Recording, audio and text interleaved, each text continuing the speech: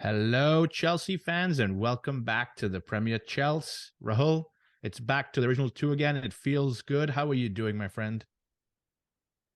I'm doing pretty well. We said this in the last episode with Dean. We're on an unbeaten streak, so I can't be too grumpy these days. The standards are a little bit low at Chelsea these days. Unbeaten streak means as long as we don't lose, we're happy, right? Hey, look, after what we've seen this season, going away to Liverpool, not conceding, not dropping points in the sense that losing everything there. You know, I just have to level set my expectations and be happy. And to be fair, I think when we were talking about the Liverpool preview, you and I were actually content to get a draw. And honestly, a little part of me was content to lose as long as we showed some fight and we were not hammered 4 or 5-0. And all of those things went to fruition, which is great. I didn't have to see us, especially waking up super early for me in the central region. And I know listeners on the West Coast probably waking up at 4:30 a.m. for that. I mean, we'll get into the game in a second, but I think, like you said, times are a little bit different now, but we're looking up, dare I say. I don't want to jinx it, but we're looking up for now. And let's talk Liverpool, my friend. You want me to go through the starting 11 or do you? No, you can run through it.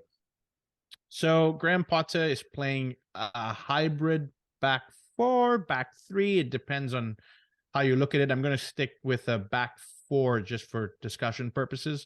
But Cucurella comes in at left back, which is good to see him, I think, because Lewis Hall had kind of made that position his for the last 2 or 3 games. Badiashile, we need to talk about him, Rahul. He's coming in there as well next to Thiago Silva. I don't know how much more we can talk about him, but we can squeeze in a few more words about him there. And Chalobah has been taking that right back spot. I think it'll be interesting to talk about because it kind of works into that back three hybrid model.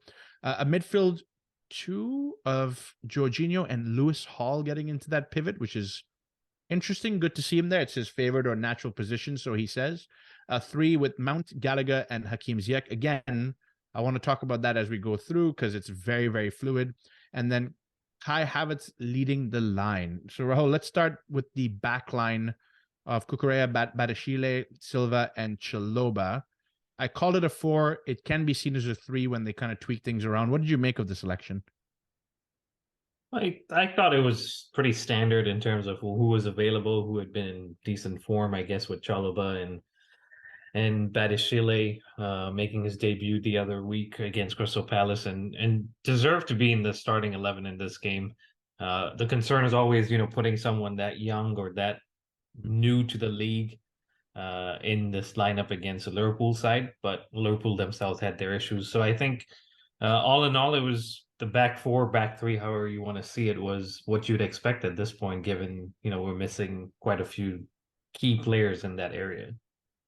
Yeah, we've not even talked about injuries. I think Chelsea have another full 11 that could go onto any team if they really wanted to. But let's move up the pitch a little bit and talk about the midfield. Lewis Hall, Rahul, he's impressed not only you, but me and a lot of Chelsea fans playing at left back, left wing back, whatever you want to call it.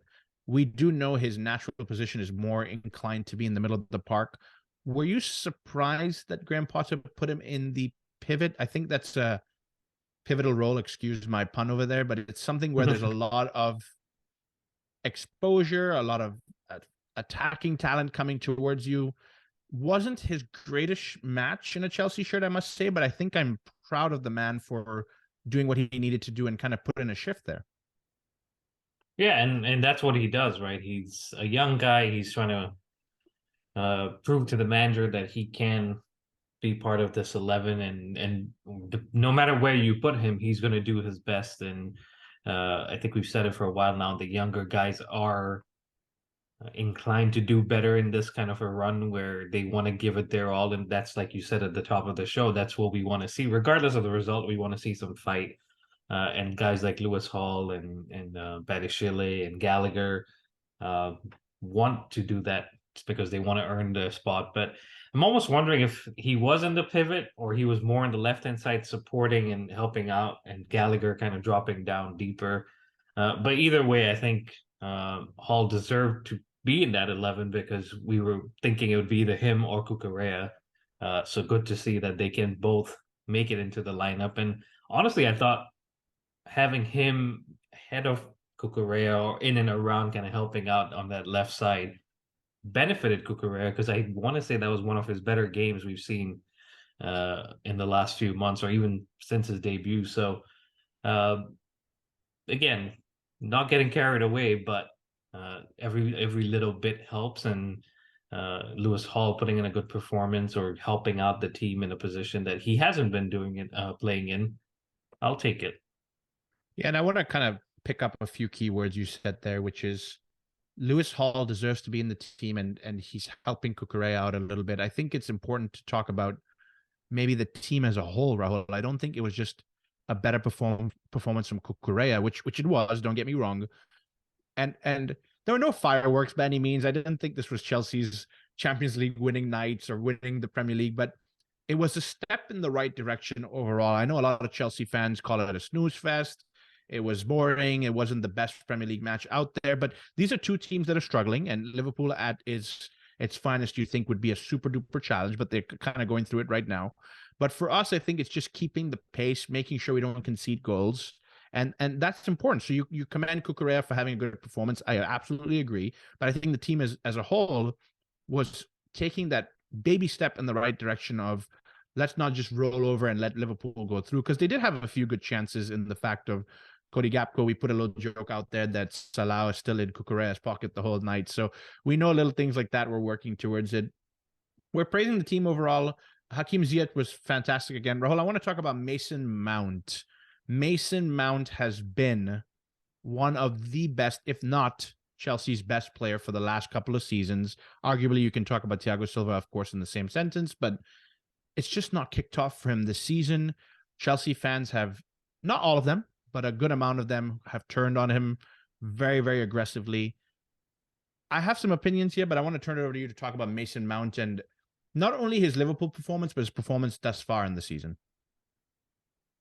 Yeah, it's I said it in the last episode too. I have to be careful, right? Because I do have a soft corner for Mason Mount. I do have a soft corner for Reece James, Chalobah, Hall, Ruben Loftus-Cheek, all these guys that have come through our academy, and that's because for as long as we've been Chelsea fans, when winning things along the way, everyone's thrown it in our face that, well, you've never brought anyone through since John Terry, when that was what, early 2000s.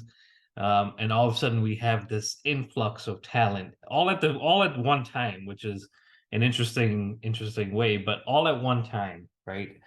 And then I look at Mason Mount, particularly, like we're talking about, and he broke into the team in 2019 under Lampard. Uh, Again, rival fans may say that's because you had a transfer ban, but it is what it is. And he worked his way into the team and made sure that he stayed in there. I think back to his first goal that he scored at the Bridge against Leicester, and I'm going back a few years now. It all came from his hard work by closing down, I want to say it was Ndidi, winning the ball back and then scoring it himself. And you saw what that meant to him. And from that point, he's kicked on. I think he ended up being um, maybe not that season, but the following season, he was player of the year. Last season, he was player of the year. So he's had 3 full seasons in this Chelsea squad at the highest level, winning things along the way. This season hasn't been good. And you and I have said this for a while. And we can sit here and say that. We can say that online. We can say and chat with that, say that with any Chelsea fan we're chatting with. But I think the abuse that he gets is unfair, right? Because he is Chelsea. He's 24. At 24, I look at other players in and around him, and maybe Cucurella, Gallagher. At 24, they get a little bit more of a pass because, oh, Cucurella just moved to London. He's adjusting. He's had family issues. We haven't heard about some of these issues that Mount may be having behind the scenes. We haven't heard about some of the things that he's dealing with behind the scenes that may be impacting his performances. Another good point Dean made in the last episode, Jackie, was Mount's played as an 8, he's played as a 10, he's played on the wing, he's played in midfield. And every manager that's come in, Lampard, Tuchel, Potter, even Southgate for England, ends up picking him because they want him in that squad because he brings something to that squad. Now, Saturday was bad. Let's just agree Saturday was bad. Saturday wasn't something Mason Mount himself would be proud of. But he's had 3 excellent years in this team. Everyone around him is struggling. He's struggling. I just feel like it's unfair to just sit there and abuse him, and someone else may turn around and say, well, you sit there and abuse Jorginho week after week. All right, I'll take that. But again, I'm biased. I'm not gonna sit there and abuse Mount as much as Jorginho, because Mount's my guy. Mount's our guy, and he's going to be our guy for the next few years, hopefully, if he signs that contract. But that's kind of where my head's at, right? I can agree that he's not been good. I can give him a pass and say he'll be back. He's 24. He's got 10 more good seasons ahead of him. But I can't agree with the abuse and things that are said about him just because, people want to use him and make a point. So those are my thoughts around it. And maybe I've gone all over the place. I've gone a few years back. I've come back to this season, but ultimately, it may be time for him, maybe when some of the guys that have been injured come back, to sit on the bench and just get away from the limelight. I think we said that for a lot about Timo Werner, Kai Havertz. Maybe it's Mason's turn, and Mason is someone that can come back after maybe even just this week off, Jackie, without the FA Cup. We have a week off and maybe come back and be energized and go again. We don't know, but look, we have 1,000 players that can play an attack now. So Mason Mount can take a little bit of a rest and come back when he's ready, feeling good, fit mentally and physically. 1,000 players that can play an attack and we still can't score a goal. No, that's just a slide dig at us overall. But you said your points or your comments were all across the board. I don't think so. I think you did a good job of explaining the Mason Mount elephant in the room. Dare I say that? And I've given this a lot of thought because I openly and honestly admit I think Mason Mount is my favorite player in the Chelsea team. Him being my favorite player doesn't mean he is the best player on the Chelsea team. I have to be very clear with that, because you can always give Thiago Silva a run. You can say Reece James is world class. You can argue Ben Chilwell. People who love Jorginho can tell you Jorginho brings XYZ to team.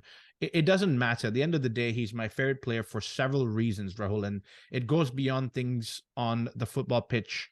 It's what happens after the football pitch. It's how he talks to the fans. It's how he shows us he's one of the Chelsea through and through that bleeds blue, for lack of a better word. And I've given this a lot of thought, and maybe it's an unpopular opinion. Maybe it's a popular opinion. Maybe someone's thought about it, maybe not. But I look at Mason Mount and I don't compare him to this player in this way because of technical ability. I compare it because of the situation.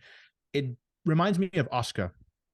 We had Oscar come to the club at the age of, I think he was 19, 20 maybe when he joined.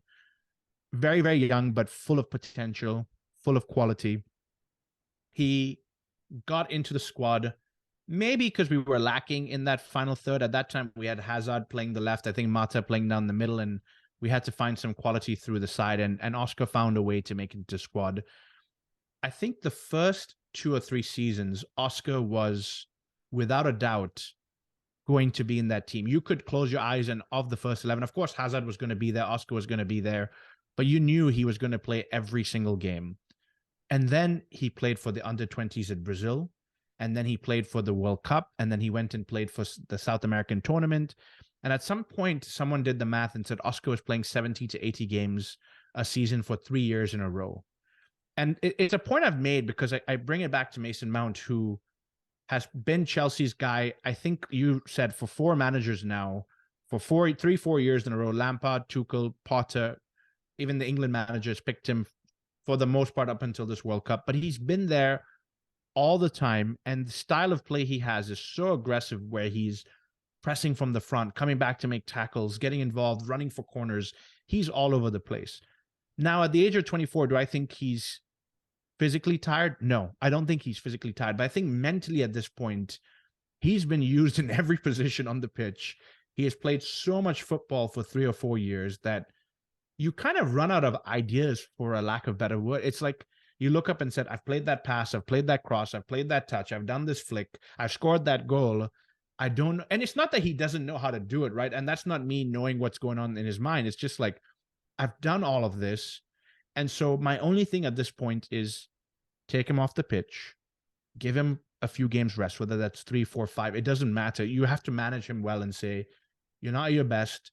Think about it, take a break, figure it out, and then we go back together. But I'd hate to see the situation with Oscar where he started going to the bench because his quality dropped and he said, I'm going to fish for a move and leave Chelsea because we lost a talented player. Unfortunately, he went to China. We didn't get to see him on the European stage after that. But I don't want the same thing to happen to Mount where he's being linked with the move to rivals. And my final thought on this is creatively, we struggled. And so we start looking at a player like Mason to provide because he's done that before in the past, notably the Champions League final, where I think he picked out one of the best passes I've ever seen him put in a Chelsea shirt. But I'm looking at the man behind you, and we'll talk about him a little bit in a minute. You've got outlets like him coming to help and take that pressure off of Mason Mount and say, again, I don't want to put pressure on him, but you do something different now. Mason, you have a chance to go take a break and come back refreshed and go from there. Yeah, totally agree with you. And I think that comparison with Oscar, I mean, while you're saying that, I'm thinking a little more general with English players, right? And you look at Theo Walcott, who broke out at 18, went to the World Cup, I think, at 18.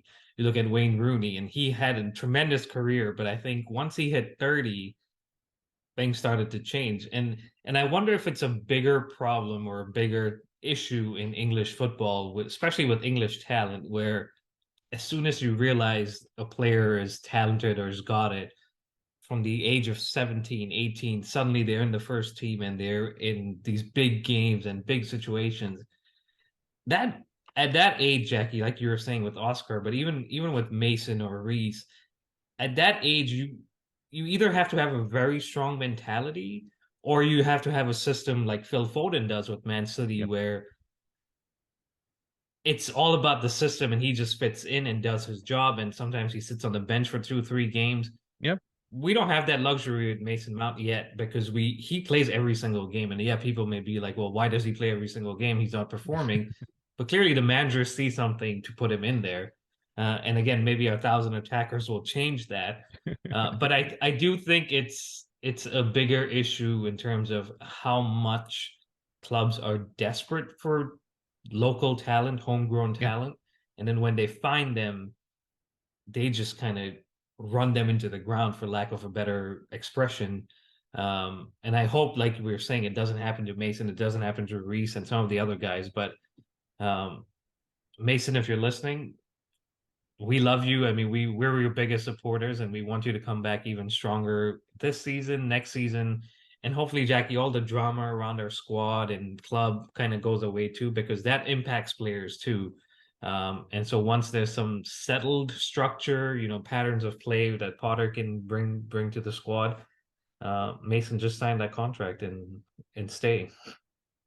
I'd love for him to stay. But Rahul, I think you've noticed a theme here. We've talked more about the selection, the individual players, because ultimately I think that while the game was okay, there wasn't really too much to report on. And I think we can talk a little bit about Liverpool in a minute here. They have a new signing in Cody Gapco. He got into good positions, but really would never be able to find the target. It was kind of high and wide.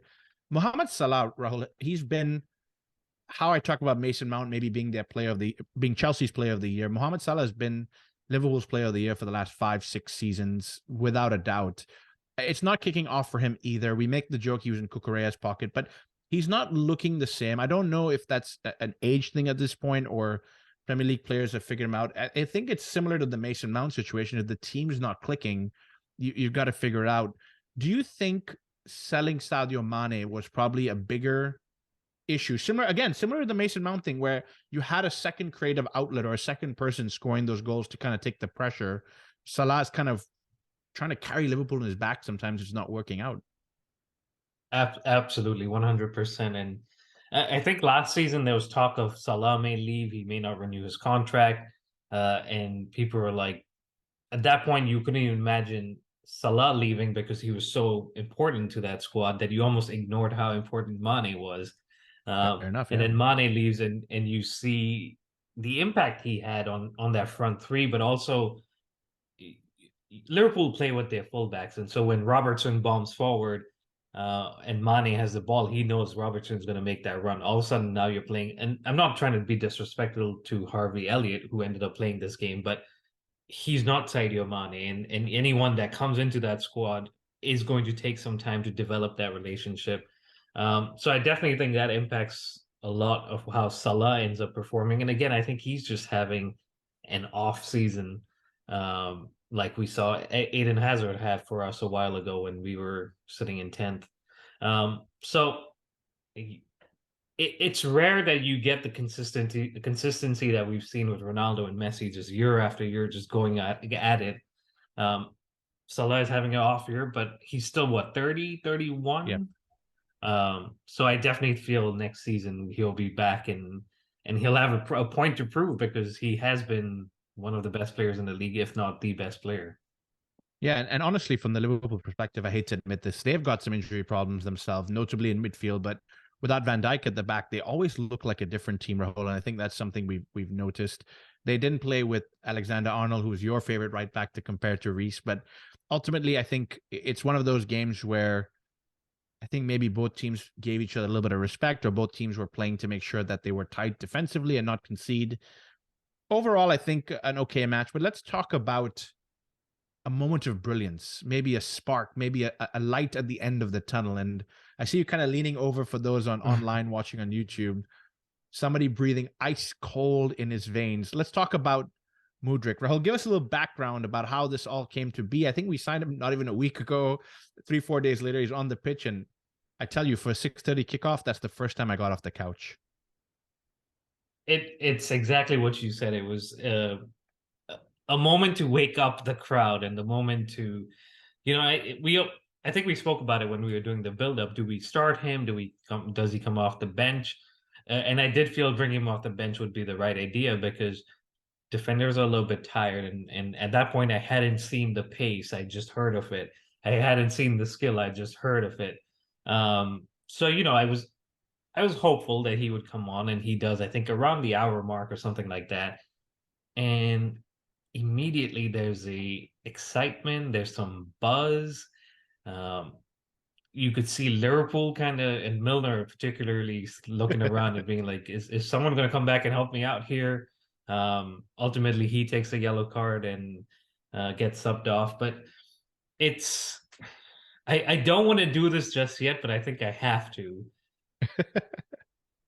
Since Aiden Hazard left, that left side has been missing that spark, that energy, that electricity that Hazard had, and of course it took Hazard a little bit of time to kind of get to that point. Mudryk seems like, again, I'm getting carried away. I feel like in a 25-30 minute cameo appearance, but Mudryk seems like he's gonna fit right in and do the unexpected things that we've been begging the likes of Pulisic or Mount or Sterling or Timo Werner or Kai Havertz to do. There's a couple of passes that Mudryk pulls off. I think it was like a reverse pass back into Cucurella or Carney, and I'm like, Carney, just shoot it first time. Don't take another touch, which is a whole different topic we need to talk about, why we keep taking extra touches in the box. But it's those kind of moments that he sees that no one else sees, and that creates panic, right? When you're a defender, you're seeing Mudryk run towards the right wing, all of a sudden the ball comes into the left. You're like, what just happened? So he keeps you on your toes and keeps us on our toes because we don't know what he's going to do, but he does, which is just exciting and refreshing to see. And once we get the pieces in and around him right, if it's João Felix or whoever the striker ends up being, I think we're in for a treat. And 8.5 years looks like a long time now. But if this man performs the way we think he's going to, we're going to enjoy every second of it. Listen, I hope this episode makes it to YouTube because the fans will get to see you and I giggling like little boys on the playground because, they've always likened football players to a manager gets a new toy. And I've always found that a little bit disrespectful because they're human beings at the end of the day. But Rahul, it almost made me feel like we got a new toy in Mudryk. And I mean that with the highest amount of respect because I am very honest when I talk about waking up super early to watch the game and it's pitch black outside and you're sitting on the couch and you're like, nothing's going to happen. I'm having my cup of kickoff coffee here, waiting for some energy to flow through me. But when he comes on and almost instantly you see the pace that he brings to the pitch, and everybody's kind of like, whoa, he just injected some energy to everybody on that pitch. The game kind of moved up another gear, which is great. A player can run fast. How nice. That's great. We've seen so many players run really fast. But then he starts to dribble with close control, and you're wondering, like, this guy is the real deal. And look, ultimately, this could have been a fluke, and I can come back here in a few weeks and say Mudryk had one great game, and that's the end of Mudryk. But I don't want that to be the case. I want to live on this dream for a little bit longer, and I want to see him develop. And I think maybe the theme is what we're repeating here is manage him well. He doesn't need to be in the starting 11, killing players in the first 2, 3, 4 weeks of his Chelsea career. Let him come off the bench. Let him kind of get warmed up. Maybe let some of these defenders get tired, and he comes and tears them apart, and it just builds his confidence more, because that's what you need for a player like this, is get up to the full confidence. Because if he's doing that in his debut against Liverpool, and he's doing these touches and dribbling, when he's a fully confident, fully fit, and when I say fully fit, he's not played for about a month or so, you might be seeing I keep saying the real deal. But I sat down and I was like, Rahul, I've never heard of this player. We're paying 100 million for a player, and 100 million in this market. Yeah, sure, it's 100 million, but it's 100 million. And then you see that and you go, look, if he does that, I don't expect it for the next 8 years, but of the 8 years, if he does it for 5 of them, because you can have an off season, wow, we are in for something fun. Again, no pressure. I hope you're listening, Mudryk, but no pressure. Just do those dainty little flicks and tricks, and I think you'll light up Stamford Bridge in the next one. And every other fan in the league, rival fans, should thank Todd Bowley for not letting him go to Arsenal, because if this man ends up in Arsenal and in their front three, we're talking about the title just ending up there without even any fight from Man City, because man, this guy makes a difference to every top team. Again, we're going off of 30 minutes, 25, whatever it was. But you can see he's hungry. He wants to show the world what he's got, and he's doing it in a blue shirt. And then hopefully I'll be buying one of those shirts come this summer, when we hopefully get to see him in a summer tour, from what we hear in the US.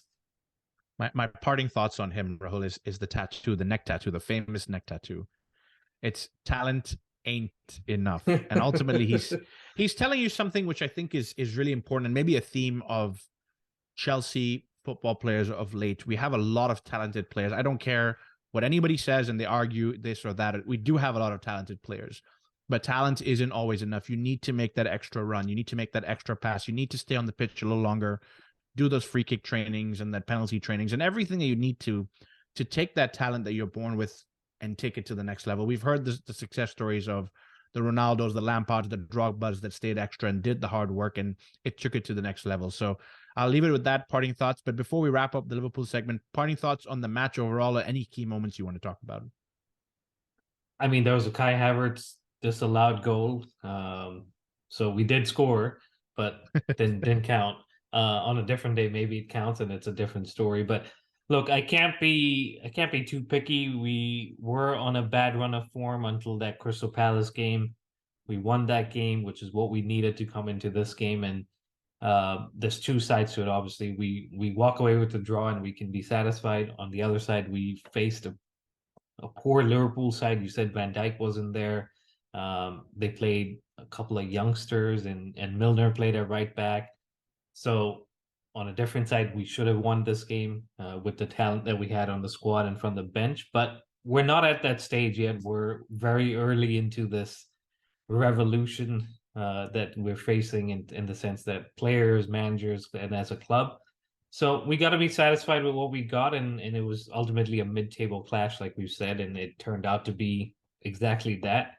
But it's looking better than it was a couple of weeks ago. And like we said in the last episode, you and I, that's what we want, is going into these weeks, going into it with a defeat is a whole different mood than kind of saying, hey, we got a point against Liverpool. Let's build upon that and go into the next game, which is Fulham, who beat us. Yeah. And, I think Patrick Vieira said it very well when Crystal Palace did a good job. It's still Chelsea at the end of the day. It was Fulham, I believe. It's still Chelsea. I know they're going through a hard time, but we beat Chelsea.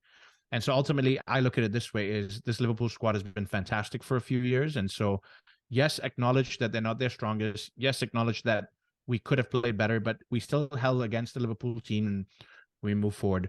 Rahul, I want to stick with Liverpool, but not the club, the city. I want to move on to Everton and talk about our dear Frank Lampard.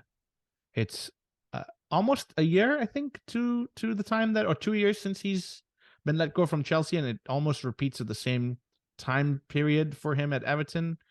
But formal news is Frank Lampard was let go after Everton lost to West Ham. I think that leaves them 19th in the league table, which is definitely a hard one to swallow. They've been struggling, and Everton's a massive club. But let's talk a little bit about our dear Frank Lampard. You probably saw that coming, didn't you? I did, and it's not a surprise because Everton are a big club, right? And they are building a new stadium. They have ambitions of being in the Premier League for a long, long time. And so I think they needed to make a change, and they need to bring in someone that gives them a little bit of a bounce, like Lampard did initially when he came in, but then he kind of faded away and then brought them back up. So I think they needed a change. Unfortunately, the fans didn't want this kind of change. They wanted to change a little bit above Lampard, but uh, as the owners, they got to decide what they do. And I have a question for you. Do you think he looks back at this now? He took this job almost a year ago. He looks back and says, you know what? I was being a little picky with the jobs that were coming. I maybe should have been a little picky with this one too, because he's now been sacked twice in 2 years, and it gives a bump on your career in the sense that you want to progress as good as your playing career was. This kind of limits the opportunities that you think you deserve. So, do you think he looks back and says, should have waited that one out? I don't know Frank Lampard personally. I think that's one of my ultimate goals is to actually meet him and talk to him because he's by far my favorite football player of all time. And I loved it when he joined Chelsea because that was like a match made in heaven. Unfortunately, it didn't work out there. I think the little I know of him externally as a fan, and we even spoke about it a few minutes ago, is Frank Lampard loves a challenge, and Frank Lampard loves to push himself to the edge. With Chelsea in that first season, it was an absolute challenge. It wasn't just coming to the Chelsea of old where there's 100 million, Frank, buy whoever you want and spend the money and go from there. And in the second season, he did get that 100 million. He was able to buy. And while we didn't have a horrible season, it wasn't going the way he probably envisioned. And I wonder if that knocked his ego back a little bit, saying like, I could have done something with this club. And ultimately, if you look at it, Rahul, that same team went on to win the Champions League with Tuchel for 3-4 months later, and Tuchel himself has thanked Frank for the hard work they did to get there. So all that aside, I feel like I don't think he regrets it. I think Frank is the kind of guy that wanted to get back against the wall, work as hard as he can, because we knew Frank as a player and what he did to bring Everton out of a relegation spot, which he achieved, and no one can take that away from him either. It's just with this season, I don't know what went wrong. The squad isn't horrible. I mean, it's not the world-class squad that you expect, but it's not a horrible squad. It's not a squad that should be in the relegation zone. It just doesn't seem to be working, is all I can say.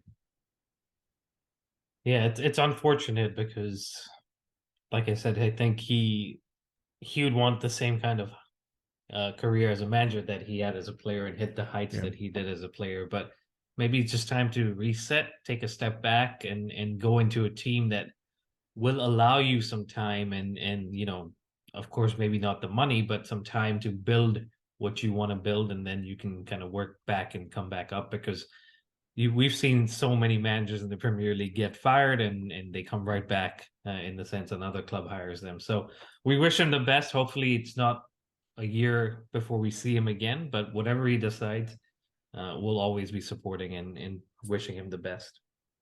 Absolutely. And I think I liken it to us as Chelsea fans, and I know a lot of Chelsea fans and listeners don't like this, but to give Graham Potter a little bit of time, Everton have struggled from the same situation of buying players for Carlo Ancelotti, Rafael Benitez, and of course Frank Lampard. It takes a little bit for everybody to gel. But Rahul, let's move on. You told me earlier we have 1,000 forwards and nobody's scoring. We've added another forward to that 1,000 count, and that's Noni Madueke. Since the time that we played and we were actually going to be playing against Liverpool, Noni had signed. He is a young man from PSV, but what can you tell me about Noni Madueke? Well, he's an English player. His roots are from Barnet or London. He's been at Crystal Palace as a youth player. He's been at Tottenham as a youth player. Moved to PSV, like you said, and now comes back to England with Chelsea. So I think he's 19. He's a winger. He's skillful, has pace, has ability to dribble, take players on. So everything that we'd expect from a player that we spent about 40 or 45 million on. But I do have some concerns regarding the injuries. I was looking at the record, and it's about 18 games this season for PSV, maybe 25 games the season before. So again, and injuries are something you can't predict, but if you've seen a pattern, which is what I'm seeing here with these, it just leaves me a little concerned because we ultimately want him to kind of grow into this team and be a superstar, a starting 11 player. So hopefully the injuries are behind him. The squad and the medical team have done their research, and we afford him the time to settle in and don't rush him into the squad, and ultimately we give him the chance to prove himself in England. Yeah, and he was a little bit cheeky with his Chelsea interviews when they asked why he joined Chelsea, and he said they are the best club in London. So Tottenham, take that and do what you will with it. But he's telling the truth there. They are the best club in London. But other than that, Rahul, I think just a quick word on transfers. Chelsea seem to not be done yet. They're looking at Malo Gusto at right back, which I think you have been calling for a good backup to Reece James for a very long time here. So I know we don't know much about the young man, but what are your thoughts on Chelsea finally looking at a right back to maybe back up Reece when he's not fit? It's about time. uh, no, it's.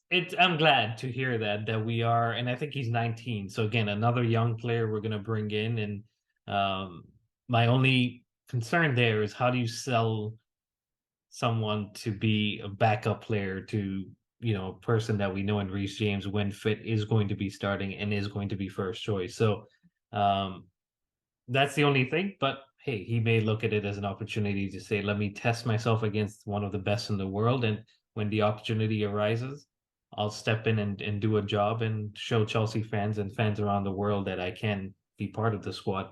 Again, he's a good defender from what I hear. He's got pace, he's got attacking attributes and defending attributes. So he could be one that we end up seeing playing together with Reece James if Reece ends up playing in the back three, and as Tuchel used to use him, or even used him in midfield. So lots of options in this squad, Jackie, and I think ultimately we'll have to start focusing on some outgoings, but I think we'll touch on that in the next episode. I think so. As we go through and see what happens towards the end of January, we can talk a little bit more about that.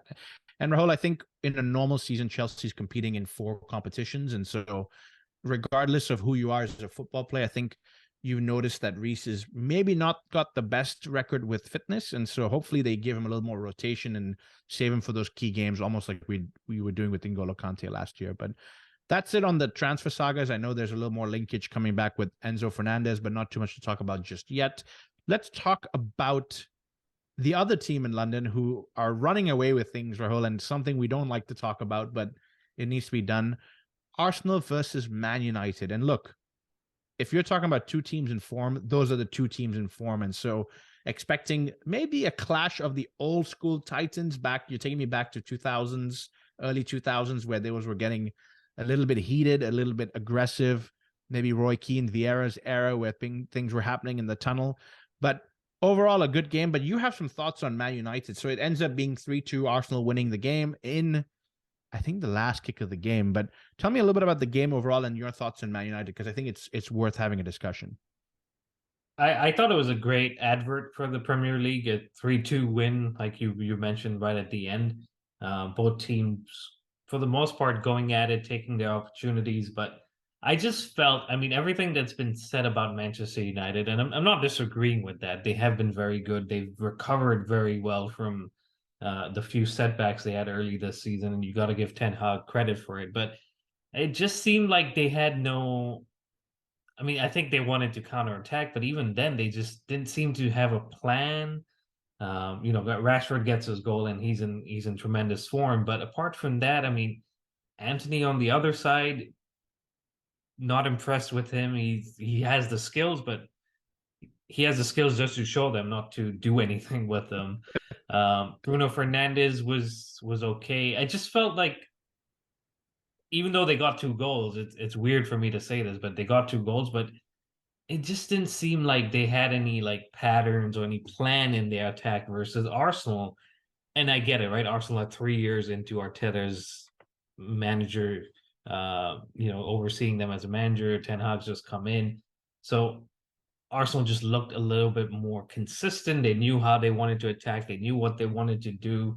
And Manchester United just seemed a little disjointed. And I thought they didn't particularly play that well. They would have been lucky to get away with the point, which I would have been okay with because I didn't want Arsenal to win. But ultimately, I think the better team won on the day. And hey, Manchester United still come away with 2 goals and have still a long way to go under Ten Hag. And so he can use that and be like, look, if we continue to do the things that we're doing, we will get to where we want to be. But credit to Arsenal. I mean, it's tough to say this, but they're definitely playing very well. Things are going for them. They've not had any major injuries, unlike us. And as much as I don't want to see them win the Premier League, I have to, as a football fan, just put my hand up and say they are doing things the right way, which is building a team over the last few years and working on the pitch with the right kind of idea versus parking the bus and look, we've done that and I'm okay with that too. But I would really like to see Man City come back at some point and stop dropping silly points and take that top spot back. And it's a catch-22 for us Chelsea fans because a while ago we were like just winning Premier Leagues and Man City got the money and we always said, well, you don't have as many Premier Leagues as us. Now we talk about Champions League, but they're catching up with the Premier Leagues. And if we're not careful, they're at one point going to overtake us and have a few more that we're going to have to catch up on. But in this season, I'm okay letting Man City do that. But man, I think they're going to be a force to be reckoned with for the rest of this season. And it's going to take quite a comeback from Man City to overturn the deficit.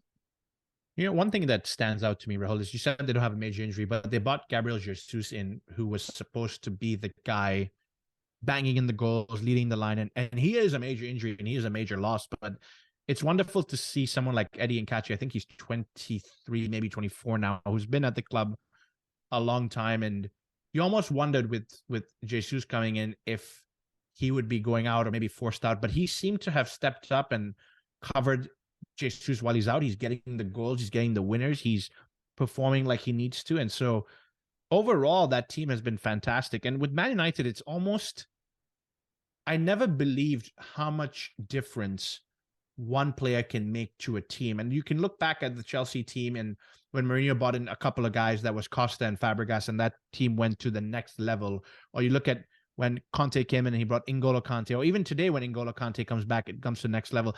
I never fully processed that till you look at Man United, and they were pretty poor to start off the season. Casemiro comes into that midfield, and now they start going off onto a fantastic run, clean sheets. Casemiro suspended for this game. And again, I thought they did okay, but they concede 3 goals. And you start to look at this, and I hate to bring this back to Chelsea, but a difference that 1 or 2 key players can make to the squad or to the team overall. It's exciting for them to have Casemiro because even at the age of 30, he's doing fantastic for them. But for Chelsea, I spin it back to us.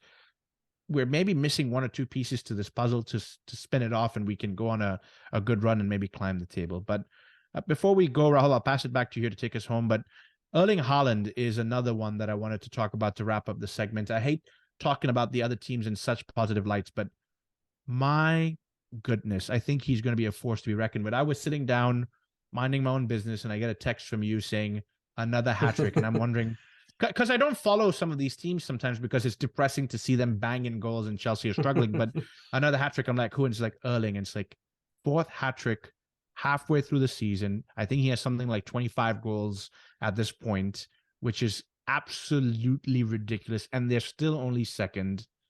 Just a word on Erling Haaland, and then you can take us home, sir. Yeah, but before I speak about Erling, what team did Eddie Nketiah leave to join Arsenal? Do you know? No, I do not. Chelsea. Fantastic to hear. He was released by Chelsea in 2015, and that's when he ended up moving to Arsenal. And look, he may end up winning the Premier League with them, and wouldn't that be quite a story for everything that Chelsea have gone through this season? But and another striker that was linked to Chelsea, Haaland, last year. Man, if Bowley was around that time, I think we would have had it. But no, look, he does go missing in some of the bigger games, Yep. but he's a machine, and he's a machine that just keeps scoring and keeps scoring. And you said fourth hat trick in 19 games, Jackie. That's the fastest in the Premier League. More goals or more hat tricks than Ronaldo in the Premier League. He would have won the Golden Boot in 16 seasons with the current tally that he's got already. So I'd like to hear if you think he gets to 50 goals in the remainder of the season. It's hard to see him not getting there, Rahul. I unless an injury happens or something along those lines, but it's hard to see him. They have FA Cup to play. They still have Champions League games to play. And I'm thinking he's got 20 plus goals in the Premier League alone.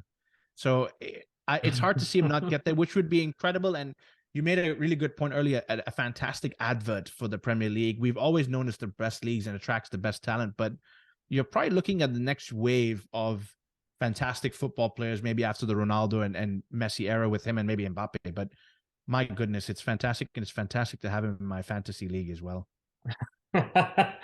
Yeah. All right. Okay. No, so yeah, I think, and imagine, like you said, if after all that they don't go on to win the Premier League, that in itself would be a great story. But it's gearing up to be an exciting end to the season with the top of the table, the top four. Maybe we squeeze back in there and try to make a little bit more off it. But the Champions League is coming back, so a lot of games still to be played, a lot of football to be played, and we'll be watching and covering and reacting to it on a weekly basis. But that wraps it up, guys. Thank you very much for listening. Please continue to subscribe, like, and follow us. It's at the Premier Chels on all major podcast providers, and Instagram, and on Twitter it's at Premier Chels. And we will be back with our good friend Ben Jacobs later this week, most likely doing something different this time around on YouTube. So stay tuned. If you haven't subscribed, subscribe to us on YouTube as well. And until then, stay safe and up the Chels.